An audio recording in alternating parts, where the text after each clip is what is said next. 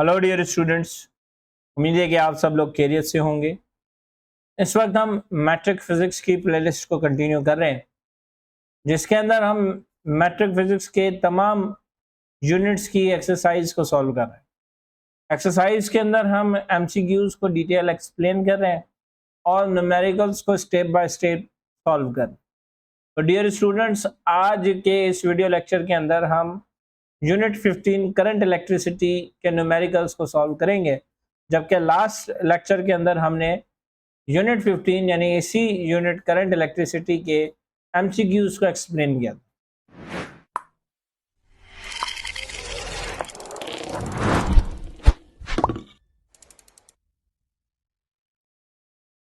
अब हम आ जाते हैं हमारे आज के वीडियो लेक्चर पर, जिसमें हम न्यूमेरिकल्स को सॉल्व करेंगे यूनिट 15 करंट इलेक्ट्रिसिटी के। तो डियर स्टूडेंट्स, आप देखें कि सबसे पहले हमारे पास जो फर्स्ट न्यूमेरिकल है उसमें हमें क्या कहा जा रहा है कि when the current in a pocket calculator is 0.0002 ampere, how much charge flows every minute. ठीक है, पॉकेट कैलकुलेटर का जो करंट है वो हमें मिला हुआ 0.0002 एम्पियर। तो आप हमें बताएं कि कितना चार्ज फ्लो करेगा 1 मिनट के अंदर। तो डियर स्टूडेंट्स, हमें मालूम है कि हम सबसे पहले क्या करते हैं कि हम सबसे पहले यहाँ पर डेटा बनाते हैं। और आप देखें कि यहाँ पर जो हम डेटा बनाएंगे उसमें सबसे पहले हम क्या लेंगे, करंट को हम आई से रिप्रेजेंट करते हैं और इसे हम कैसे लिखेंगे कि 0.0002 एम्पियर। Clear dear students. फिर हमें मालूम क्या करना है, हमें चार्ज मालूम करनी है। तो क्यू हम रखेंगे कि हमें मालूम करना है, और टाइम जो हमें गिवन है वो टाइम हमें गिवन है 1 मिनट। एवरी मिनट की बात हो रही है ना, यानी 1 मिनट। और हमें मालूम है कि टाइम का यूनिट सेकंड है, तो 1 मिनट को हम सेकंड में कन्वर्ट करेंगे। 1 मिनट के अंदर हमारे पास 60 सेकंड्स होते हैं। तो डियर स्टूडेंट्स, ये हमारे पास आ चुका है डेटा। अब हम क्या करेंगे कि अब हम सॉल्यूशन करेंगे। इसका सॉल्यूशन के लिए हमें चाहिए होता है सुइटेबल फार्मूला, और यहाँ पर हमें हमारे पास करंट की ही डेफिनेशन है कि I is equal to Q upon T. ठीक है, चार्ज पर unit time gives us current. तो ये वो फार्मूला है जो कि हम यहाँ पर इस्तेमाल करेंगे। Clear dear students. अब आप देखेंगे हम इसको इस्तेमाल कैसे करेंगे। अब इस्तेमाल करने के लिए आप देखें कि हम आई की जगह पर क्या रखेंगे कि भाई 0.0002 इज इक्वल टू क्यू की जगह पर हमें क्यू सेम रखना है क्योंकि वो हमें मालूम करना है, और यहाँ पर हमारे पास आ जाएगा 60 क्योंकि टाइम हमारे पास 60 सेकेंड्स के बराबर है। अब आप देखें कि 60 यहाँ पर डिवाइड कर रहा है, इज इक्वल टू के उस तरफ जाकर मल्टीप्लाई करेगा। तो ये हो जाएगा Q इज इक्वल टू 0.0002 और फिर यहाँ पर आ जाएगा मल्टीप्लाई बाय 60। अब आप देखेंगे जब हम 0.002 को 60 से मल्टीप्लाई करेंगे तो हमारे पास जो आंसर आएगा वो आ जाएगा 0.012 कूलम। Clear dear students. अब हम चाहें तो यहाँ पर भी इसको आंसर कर सकते हैं, लेकिन आप देखेंगे यहाँ से हम पॉइंट को अगर हम 1 2 3 टाइम्स शिफ्ट करवाते हैं तो ये हमारे पास हो जाता है कि Q is equal to 12 into 10 की पावर कितनी मरतबा हमने शिफ्ट किया, 3 टाइम्स। ठीक है, तो यहाँ पर कूलम, और हमें मालूम है कि 10 की पावर 3 हमारे पास बराबर होती है मिली के। ठीक है, जिसको हम M से लिखते हैं। तो अब ये क्या हो जाएगा, अब हमारे पास जो Q है वो Q हमारे पास हो जाएगा 12 मिली कूलम। ये हमारे पास बुक का आंसर आ जाएगा। तो डियर स्टूडेंट्स, मैं उम्मीद करता हूँ कि आपको न्यूमेरिकल फर्स्ट बहुत अच्छे तरीके से समझ में आ गया होगा। अब हम मूव करते हैं अपने नेक्स्ट न्यूमेरिकल की तरफ, जो कि हमारे पास है न्यूमेरिकल सेकंड। अब सेकंड न्यूमेरिकल में हमसे क्या कहा जा रहा है, calculate the amount of current that an electric heater uses to heat a room in 5 minutes if the charge is 2100 coulomb. हमें अमाउंट ऑफ करंट मालूम करना है, कैलकुलेट करना है, जो कि एक इलेक्ट्रिक हीटर यूज कर रहा है कमरे को 5 मिनट के लिए हीट प्रोवाइड करने के लिए। ठीक है। अगर चार्जेस हमारे पास 2100 कूलम्स हैं तो आप हमें अमाउंट ऑफ करंट बताएं। तो डियर स्टूडेंट्स अगेन हम क्या करेंगे कि भाई अगेन हम डेटा बनाएंगे और डेटा में आप देखेंगे हमें मालूम क्या करना है, हमें मालूम करना है करंट, तो आई हमें मालूम करना है। ठीक है, टाइम हमें कितना गिवन है, टाइम हमें गिवन है 5 मिनट्स। अब 5 मिनट्स को हम क्या करेंगे, सेकंड्स में कन्वर्ट करेंगे, तो 5 मल्टीप्लाई बाय 60 हो जाएगा। क्लियर डियर स्टूडेंट्स, अब 5 मल्टीप्लाई बाय 60 इट मीन्स के 300 सेकेंड्स। क्लियर, और जो Q हमें गिवन है वो Q हमें कितना गिवन है, 2100 कूलम। अब स्टूडेंट्स यहाँ तक हम देखेंगे हमने डेटा तो बना लिया है, अब हमें क्या चाहिए, अब हमें चाहिए सुइटेबल फॉर्मूला।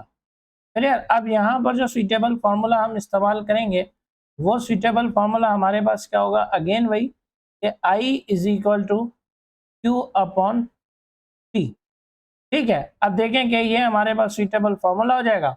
I हमें मालूम करना है तो हम उसको वैसा का वैसा रखेंगे। Q हमारे पास कितना है, Q हमारे पास है 2100, इसको डिवाइड करेंगे, टाइम हमारे पास क्या है 300।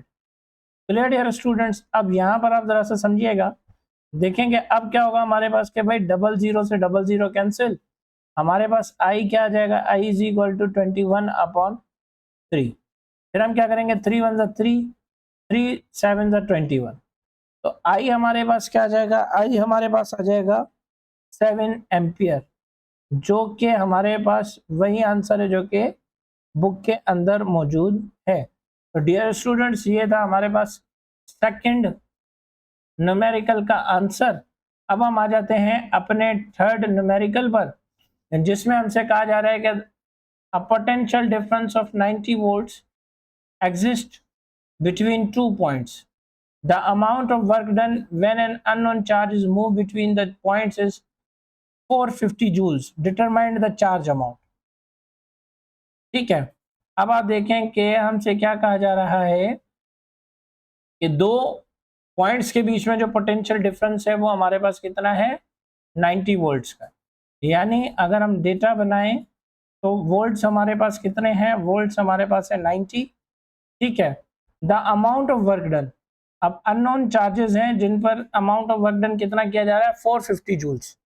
अब 450 जूल्स हमारे पास क्या आ गया है, वर्क डन आ गया 450 जूल्स। अब कह रहे हैं कि वो चार्ज मालूम करो कि वो चार्ज कितने हैं। ठीक है, ये चार्जेस हमें मालूम कर। क्लियर डियर स्टूडेंट्स, अब अगेन हम क्या करेंगे, अगेन हमें चाहिए सुइटेबल फार्मूला। अब सुइटेबल फार्मूला के लिए हम क्या करेंगे, सुइटेबल फार्मूला के लिए हम इस्तेमाल करेंगे V is equal to W upon Q naught. ये हम पोटेंशियल डिफरेंस की डेफिनेशन का मैथमेटिकल एक्सप्रेशन लेना है। ठीक है, जिसमें हमारे पास क्या जाता है कि work done per unit charge gives us electric potential. अब देखें पोटेंशियल कितना है, पोटेंशियल की जगह पर हमारे पास आ गया 90, वर्क की जगह पर हमारे पास आ गया 450। ठीक है, और क्यू हमें मालूम कर। तो अब आप देखेंगे क्या होगा, क्यू यहाँ पर डिवाइड कर रहा है, वहाँ जाकर मल्टीप्लाई करेगा, और 90 वहाँ पर क्यू से मल्टीप्लाई कर रहा होगा तो इस तरफ आकर डिवाइड करेंगे। सिंपली हम क्या करेंगे कि इन्हें आपस में रिप्लेस कर दें, तो ये हो जाएगा Q is equal to 450 divided by 90। देखेंगे 0 से 0 कैंसिल। क्लियर डियर स्टूडेंट्स, तो हमारे पास अब क्या बचेगा, Q is equal to 45 upon 9।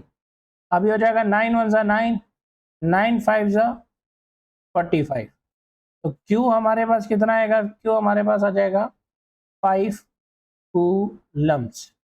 ठीक है डियर स्टूडेंट्स, ये हमारे पास थर्ड न्यूमेरिकल का सॉल्यूशन आ गया है। अब हम आ जाते हैं अपने फोर्थ न्यूमेरिकल पर, जो कि हमारे पास क्या है, जो कि हमारे पास है कि calculate the potential difference between 2 points A and B. Clear? If it takes 9 into 10 raised to power minus 4 joule of external work to move a charge of 9 microcoulomb from A to B.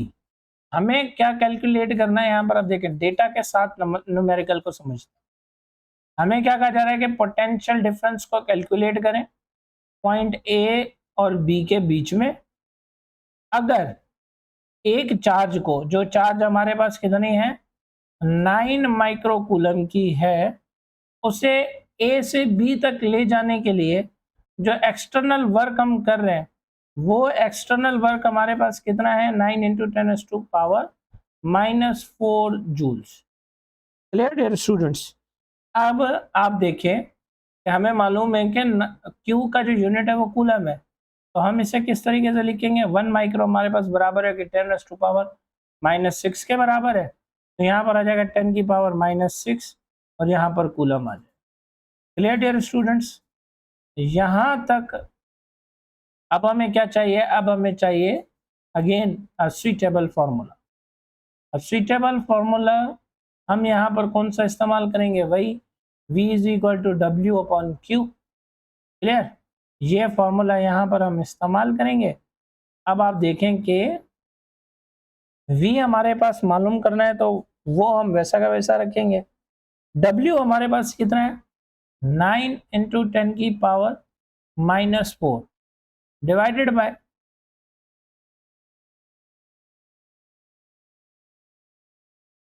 Q। Q की value क्या है 9 into 10⁻⁻⁶। ठीक है dear students. अब आप देखेंगे इसको हम कैसे आसानी से सॉल्व करते हैं। आप देखें हमने V = सेम रखा। अब हमने क्या किया कि 9 डिवाइडेड बाय 9 को अलग करके रखा और एक्सपोनेंट्स को अलग कर दिया, यानी कि 10⁻⁻⁴ और 10⁻⁻⁶ को हमने इस तरीके से लिखा। अब हमें मालूम है कि 9 9 से कैंसिल हो जाएगा, तो V = यहाँ पर बचेगा 1 मल्टीप्लाई बाय। अब देखेंगे अगर मैं इसको मल्टीप्लाई में कन्वर्ट करता हूँ तो ये क्या हो जाएगा 10⁻⁻⁴ मल्टीप्लाई बाय 10⁻+6। डिवीजन जब मल्टीप्लाई में चेंज होता है तो इसका माइनस प्लस में हो जाता है, और अगर यहाँ पर प्लस होता तो माइनस में हो जाता सिंपली, यानी कि साइन चेंज हो जाएंगे। अब आप देखें कि यहाँ पर 1 मल्टीप्लाई होगा 10⁻⁻⁴ से तो सेम रहेगा, तो यहाँ पर आ जाएगा 10⁻⁻⁴। बेस सेम है, ये वाली बेसिस सेम है तो इनके पावर्स आपस में ऐड होंगे, तो यहाँ पर आ गया +6। अब -4 में जब +6 जाएंगे तो V जो है वो हमारे पास बचेगा 10⁻+2। अब 10⁻+ से 2 हमारे पास क्या मुराद है, यानी कि V = 10 मल्टीप्लाई बाय 10। क्लियर, तो यहाँ पर हो जाएगा V = 100 वोल्ट्स। ये हमारे पास न्यूमेरिकल 4 का सॉल्यूशन आ जाएगा। होप सो के यहाँ तक आपको बहुत आसानी से बातें समझ में आ रही होंगी, क्योंकि काफ़ी ज़्यादा इजी टॉपिक्स पर न्यूमेरिकल्स हमें गिवन है और हम इनको बड़ी ही आसानी से मालूम कर सकते हैं। पांचवा न्यूमेरिकल हमारे पास क्या है कि the potential difference applied to a portable radio terminal is 6 volts. Determine the resistance of the radio when a current of 20 milliamperes flows through it. Clear.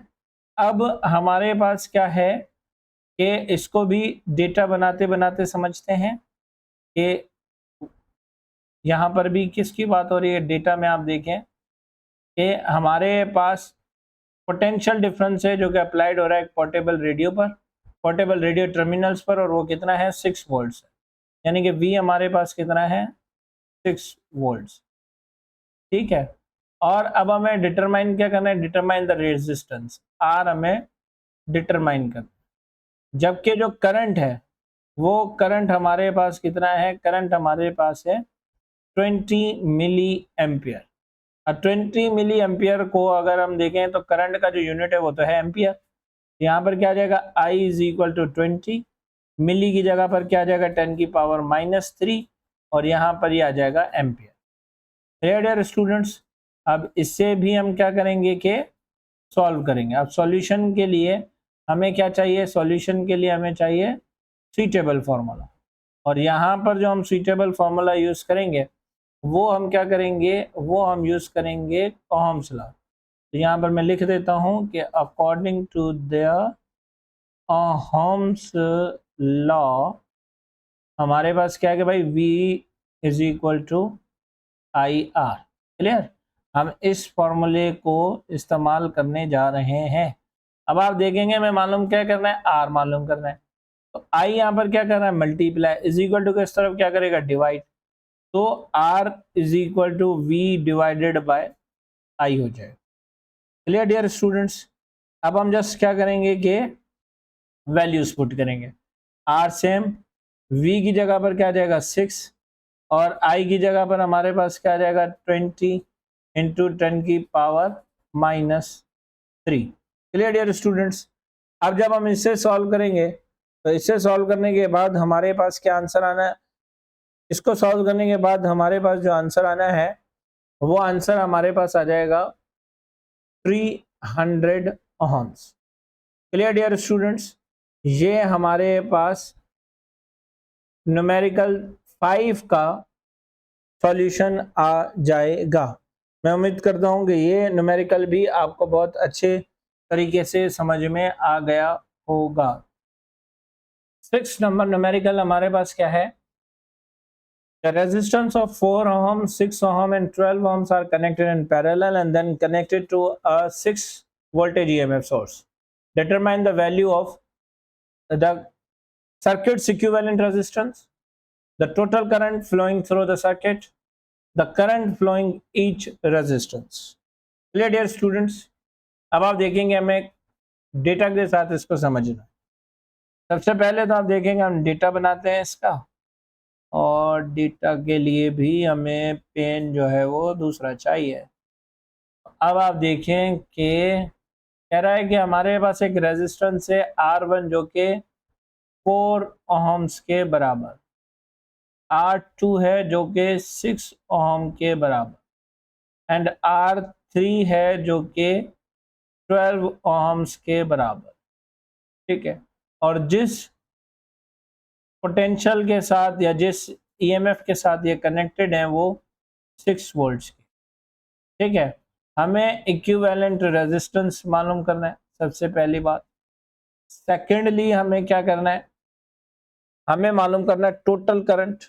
ठीक है, हमें टोटल करंट मालूम करना है। मैं इसको आई इस तरीके से लिख देता हूँ कि भाई टोटल करंट मालूम करना है। थर्ड वन जो है वो हमें मालूम करना है करंट थ्रू ईच रेजिस्टेंस।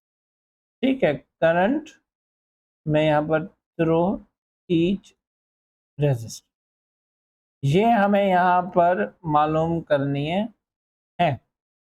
सबसे पहले हम क्या करेंगे, सबसे पहले हम इक्विवेलेंट रेजिस्टेंस को मालूम करें। अब इक्विवेलेंट रेजिस्टेंस को मालूम करने के लिए आप देखें कि हमारे पास एक बैटरी का सोर्स है, ठीक है, जो कि है 6 वोल्ट। इसके साथ हमारे पास रेजिस्टर्स कनेक्ट, ठीक है, इस तरीके से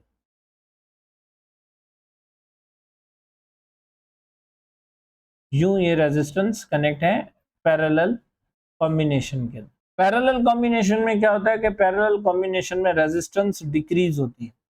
तो यहाँ पर हमारे पास जो इक्विवेलेंट रेजिस्टेंस मालूम करने का फॉर्मूला होगा वो होगा हमारे पास 1/R is equal to 1/R1 plus 1/R2 plus 1/R3। अब देखेंगे 1/R सेम, 1/R1 की जगह पर क्या आ जाएगा हमारे पास 4, फिर प्लस यहाँ पर 6 R2 की जगह और R3 की जगह पर हमारे पास आ जाएगा 12। अब डियर स्टूडेंट्स हम क्या करेंगे कि अब हम इनकी एलसीएम ले लेंगे 4, 6 एंड 12 की। तो देखेंगे 2 2 ज़ा 4, 2 3 ज़ा 6, 2 6 ज़ा 12, फिर 2 1 ज़ा 2, 3 सेम, 2 3 ज़ा 6, फिर 3 1 1 1, 2 2 ज़ा 4, 4 3 ज़ा 12। तो हमारे पास जो एलसीएम आई है डियर स्टूडेंट्स, वो एलसीएम हमारे पास क्या आई है, वो एलसीएम हमारे पास आई है 12। अब 4 का डबल 12 पर कितनी मरतबा जाता है 3 टाइम्स, और 3 1 ज़ा 3, बीच में क्या प्लस, तो यहाँ पर प्लस। अब 6 का डबल 12 पर कितनी मरतबा जाता है 2 टाइम्स, फिर 2 1 ज़ा 2, फिर 12 का डबल 12 पर कितनी मरतबा जाता है 1 टाइम एंड फिर 1 1 ज़ा 1। ठीक है, तो डियर स्टूडेंट्स यहाँ पर हमारे पास आ जाएगा 3 + 2 + 1, यानी कि टोटल हमारे पास ये कितना है 6/12, यानी 1/R इज इक्वल टू 6/12। अब हम क्या करेंगे, अब हम करेंगे इनको फ्लिप, और फ्लिप से क्या होगा, क्या देखेंगे, ये हो जाएगा R इज इक्वल टू 12/6, 6 1 ज़ा 6, 6 2 ज़ा 12। तो हमारे पास जो इक्विवेलेंट रेजिस्टेंस आया है वो कितना आया, वो आया है हमारे पास 2 ओहम। क्लियर, ये हमारे पास इक्विवेलेंट रेजिस्टेंस आ गया है।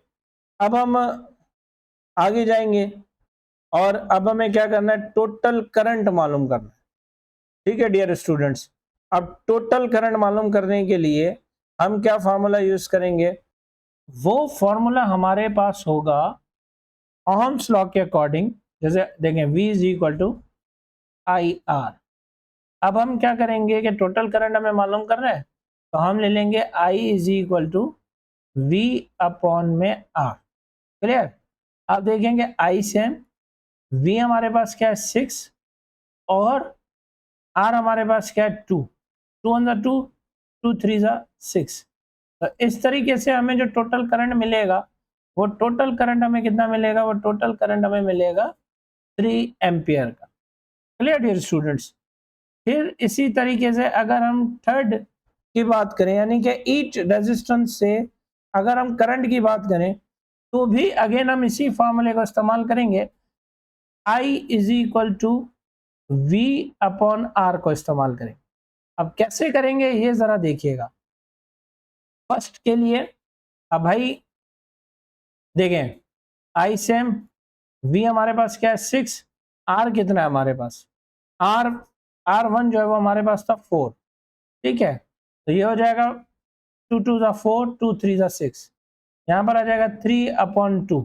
और फिर हम जब 3 अपॉन 2 को सॉल्व करेंगे तो हमारे पास आ जाएगा 1.5 एम्पियर। फिर अगर हम सेकेंड रेजिस्टेंस की बात करें, तो I is equal to V upon R, यानी 6 अपॉन R क्या है हमारे पास, R2 हमारे पास है 6, तो 6 6 से कैंसिल, हमारे पास आ जाएगा 1 एम्पियर। फिर अगर हम थर्ड की बात करें तो हमारे पास क्या आ जाएगा, I is equal to V upon R।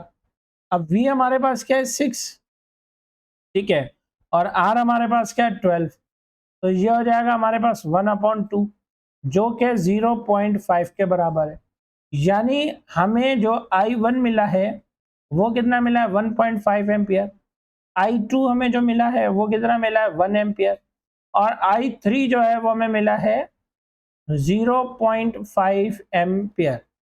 तो इस तरीके से ये था हमारे पास overall solution of numerical 6. A 220 volt circuit is used to power two bulbs. ठीक है, one is 120 watt and second one is 80 watt light bulbs. Which bulb has the greater resistance and which one has the higher current? ठीक है, हमें ये बताना है कि किसका रेजिस्टेंस ज्यादा होगा और किस में से जो है वो करंट ज्यादा फ्लो करेगा, यानी कि किसका करंट जो है वो हायर है। ठीक है, डेटा बनाते हैं। डेटा के लिए हम पहले तो पेन चेंज करते हैं।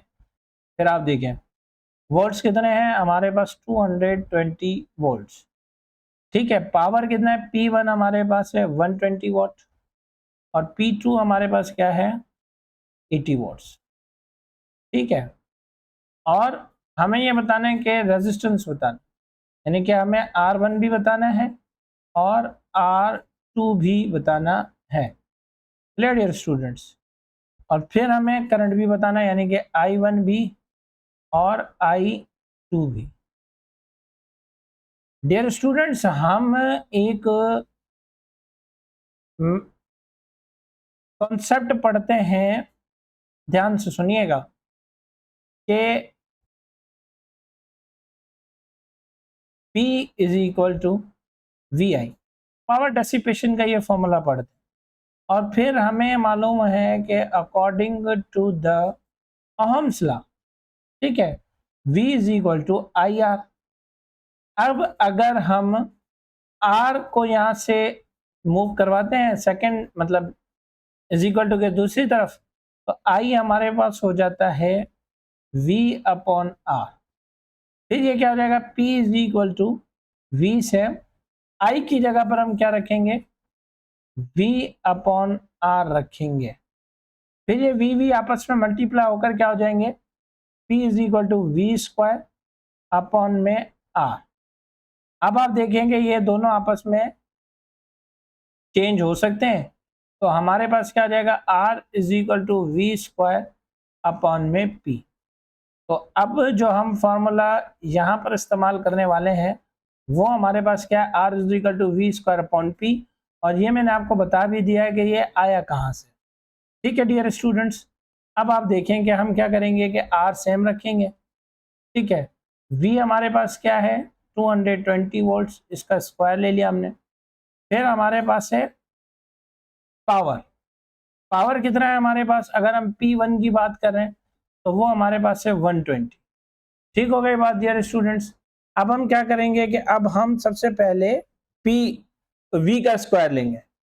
V का स्क्वायर हमें क्या मिलेगा, V का स्क्वायर हमारे पास आ जाएगा 220 का स्क्वायर अगर हम करें तो 220 का स्क्वायर हमारे पास आ जाएगा 48400 डिवाइडेड बाय 120। अब अगर हम इसको मजीद सॉल्व करते हैं तो हमारे पास आ जाएगा 403.3 ओम्स।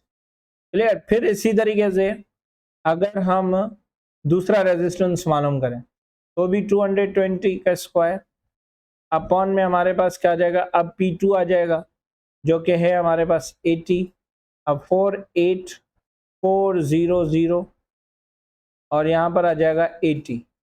तो अब आप देखें कि इसी को अगर हम यानी 48400 को अगर हम डिवाइड करें 80 के साथ तो हमारे पास जो आंसर आएगा वो आ जाएगा 605 ओम्स। Clear dear students. तो अब आप देखेंगे जिसकी पावर 80 वॉट्स है उसका रेजिस्टेंस हमारे पास क्या है, उसका रेजिस्टेंस हमारे पास ज्यादा है। क्लियर, यानी कि फिर अगर हम लिखें तो हायर रेजिस्टेंस हमारे पास किसका है, हायर रेजिस्टेंस हमारे पास 80 वॉट्स वाले का है। फिर इसी तरीके से अगर हम करंट की बात करें, ठीक है, तो करंट के लिए हम क्या यूज करेंगे, वही P is equal to V I, यही फॉर्मूला। ठीक है, अब आप देखें कि हमारे पास जो करंट आएगा वो किस तरीके से आएगा कि V यहाँ पर मल्टीप्लाई कर रहा है इज इक्वल टू को इस तरफ जाकर डिवाइड करेगा तो ये हो जाएगा I is equal to P upon V। अब P अपॉन V में पहले हम रखें P1 जो कि हमारे पास है 120 वॉट्स और V हमारे पास क्या है 220। ठीक है, फिर इसी तरीके से I is equal to P2 upon V। P2 हमारे पास क्या है 80 और डिवाइड किससे करेंगे हम 220 वॉट्स। अब जब हम इनको सॉल्व करेंगे तो हमारे पास ऊपर जो आंसर आएगा वो क्या जाएगा 0.545 एम्पियर्स और नीचे जो आंसर आएगा वो आ जाएगा 0.364। तो आप देखेंगे जो हायर करंट भी है वो हाई पावर बल्ब में से यानी कि 120 वॉट वाला जो बल्ब है उसमें से फ्लो कर रहा है। तो हायर रेजिस्टेंस हमारे पास किसके पास है 80 वॉट्स वाले बल्ब के पास है और हायर करंट हमारे पास किसके पास है 120 वॉट वाले बल्ब के पास है। तो डियर स्टूडेंट्स ये थे हमारे पास सॉल्यूशंस जिनको हमने यहाँ पर आपके लिए सॉल्व किया है। अगर कोई ऐसी बात जो आपको समझ में ना आई हो तो कमेंट सेक्शन में ज़रूर पूछिएगा और इसी के साथ अगर आप कोई सजेशन देना चाहें तो भी आप हमें कमेंट सेक्शन में बता सकते हैं। मिलते हैं आपसे नई वीडियो के अंदर, तब तक मुझे दीजिए इजाज़त। अल्लाह हाफिज़। Thank you so much.